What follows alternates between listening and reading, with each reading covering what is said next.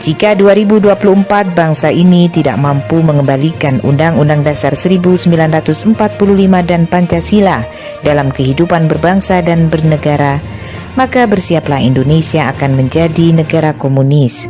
Kita bisa rasakan sejak Undang-Undang Dasar 1945 diganti Undang-Undang Dasar 2002, komunis masuk di segala bidang kehidupan berbangsa dan bernegara. Kemudian Pancasila ingin diubah dengan Pancasila 1 Juni melalui Kepres nomor 24 tahun 2016 tentang hari lahirnya Pancasila. Kepres ini digunakan untuk konsideran RUU HIP dan RUU BPIP. Kemudian lewat terbitnya Kamus Pahlawan Indonesia dengan dimasukkannya tokoh-tokoh PKI.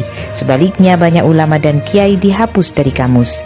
Tidak ada yang protes. Dan lucunya, sejarah serangan umum 1 Maret di Yogyakarta, nama Soeharto sebagai pelaku utama bersama Panglima TNI Jenderal Sudirman dan Hamengkubuwono ke-9 dihapus.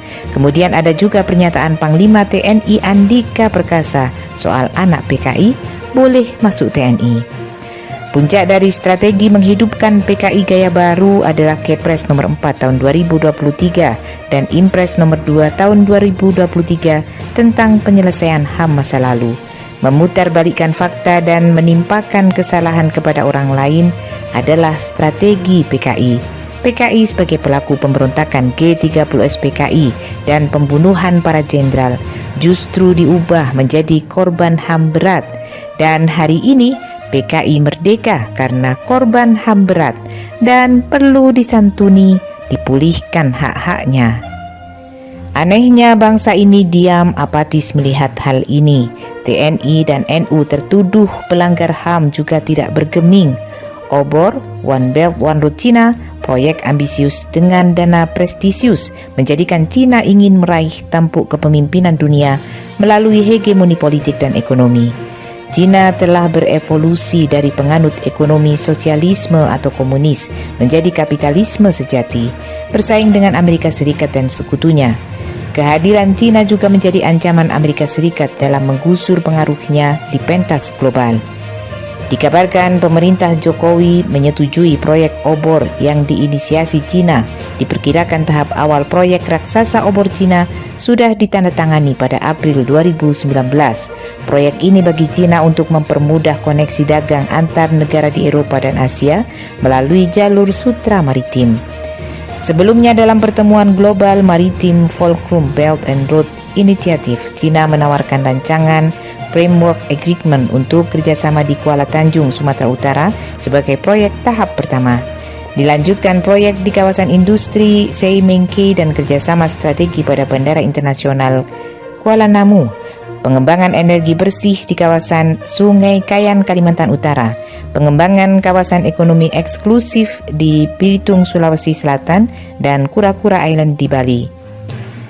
Proyek obor Cina diyakini dapat memberikan kerugian bagi Indonesia dari 28 kerja sama antara Indonesia dan Cina. Nilainya mencapai 1,3 triliun. Obor dianggap menjadi visi geoekonomis Cina paling ambisius dengan melibatkan 65 negara, melingkupi 70% populasi dunia.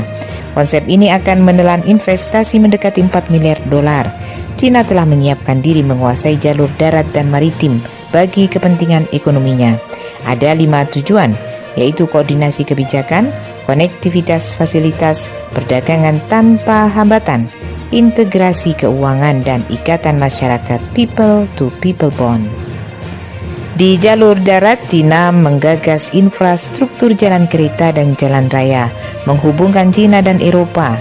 Untuk jalur maritim, Cina menggagas pembangunan sejumlah pelabuhan internasional dan tol laut sebagai sarana lalu lintas logistik dan zona penyimpanan untuk perusahaan-perusahaan Cina di kawasan tersebut. Dulunya Indonesia adalah negara merdeka, merancang pembangunan negara untuk kesejahteraan rakyat.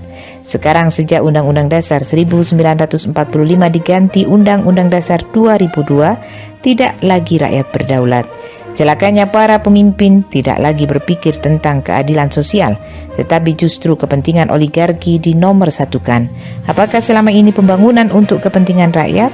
Hidup semakin sulit dan lapangan pekerjaan hanya untuk bangsa Cina.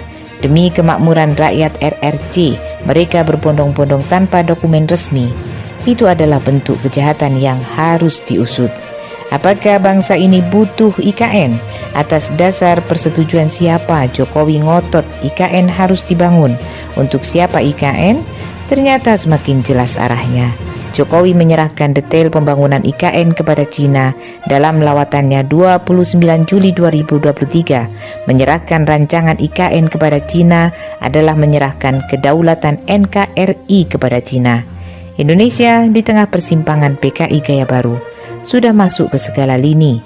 Kehidupan kewaspadaan kita ambyar, sebab justru PDIP menjadi motor pengganti negara berdasarkan Pancasila dengan Pancasila gaya baru 1 Juni.